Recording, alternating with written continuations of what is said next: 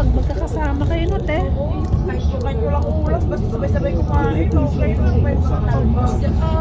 Marami kaming gabi. Sabay lang, sige, araw-araw gabi.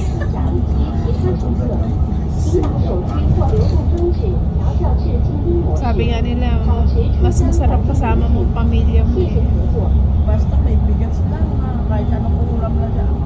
Sanay naman tayo sa hirap. Kulang nga ako ng mantika. Sabi nga ng mga anak ko, bakit ka nag-uulam ng mantika? Eh, may ulam naman tayo. Namimiss ko kasi. O yung mantika toyo na, te. Tapos lagyan mong asin. Ay, naku, naranasan ko. Namimiss ko kasi anak ko. Gusto ko kumain ulit dito. May ulam naman. Bakit ka na kayo ng ganyan?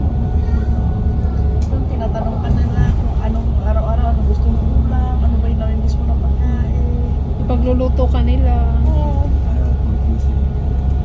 Parang ang sarap na talaga sa Pilipinas na mag-stay. Kaso lang, iniisip mo,